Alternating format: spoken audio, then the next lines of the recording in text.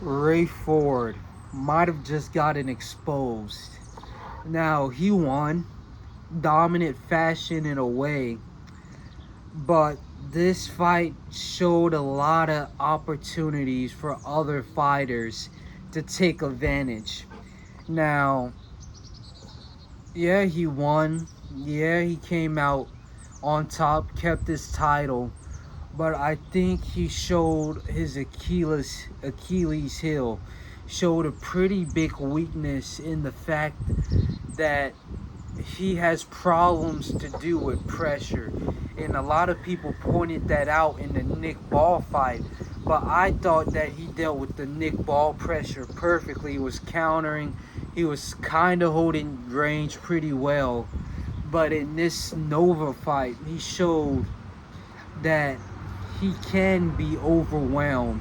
He can be sort of not walked through, but if you have an opponent in front of Ray Ford that's just walking forward nonstop, going through the punches, because something else that I realized, his power isn't exactly the highest. I thought he was stronger than that. And then his footwork, I thought he would be able to circle and move around his opponent a lot more than what was showed in this performance. But he's still a great fighter. It's just, I think like a lot has been exposed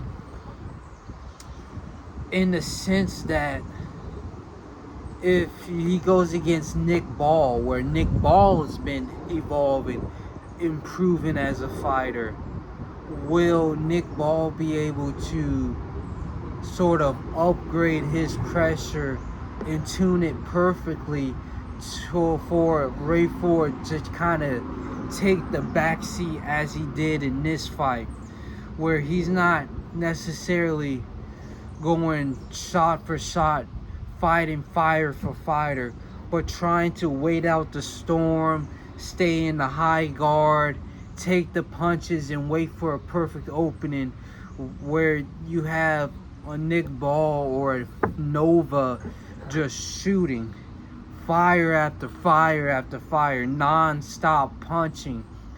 Is Ray Ford going to take it upon himself to just throw the hands out? Yes, you might get hit. Yes, you might get rocked, but you're losing the fight anyway, just having your shield up and staying in the shell and taking all those punches.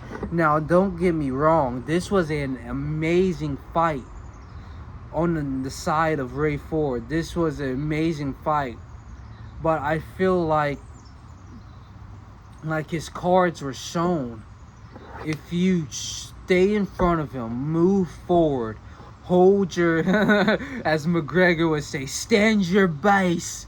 If you just stay in front of Ray Ford, throw your shots, despite getting hit with his counters, his slick counters, you have a chance to win just off of pressure.